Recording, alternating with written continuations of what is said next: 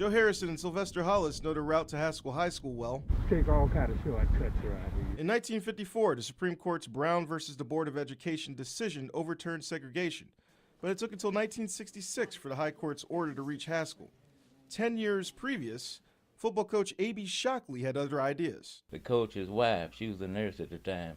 I said, why did they pick me to play? And she said that they wanted to win some games. We didn't know nothing about no football, you know. All we knew that we were going to try to play. Harrison and Hollis attended Booker T. Washington High School, Haskell's all-black school. There was a basketball team, but no football team. Coach Shockley watched them play basketball and decided he'd teach them football. Harrison was enticed, Hollis joined.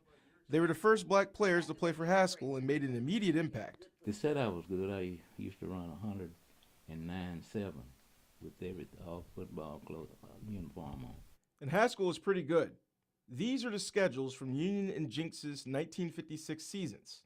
Haskell beat them both. The team tried to keep its focus during a time of racial unrest. Still, road games were especially tough. We couldn't go to the cafes, you know.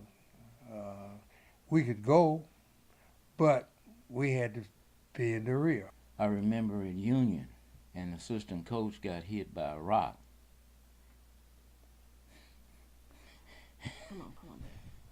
And they said that rock was intended for me. Not deterred, Harrison, a fullback, got an offer to play at OSU under Cliff Spiegel and joining Chester Pittman, the first black man to play for the Cowboys. But he decided farming was his future. Graduated from Northeastern State.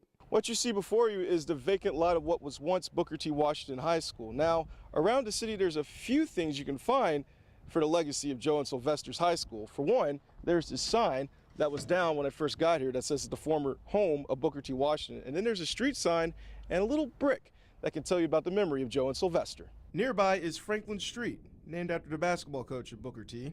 And right in front of the Franklin Event Center in A.B. Shockley Stadium, a brick in Harrison's honor. But unfortunately, no photographs, no trophies. Just the legacy of knowing they paved the way during a time when integrated sports teams were taking the first steps. It made me feel good that we was amongst the rest of them. We had to learn, and we did. So that made me feel like we accomplished something. It had to be a first time for anything. Could be a leader for the young blacks, you know. They could say, well, if he did it during that time, I could do it now. On the scene, on the story in Haskell, Harold Kuntz, News on 6 Sports.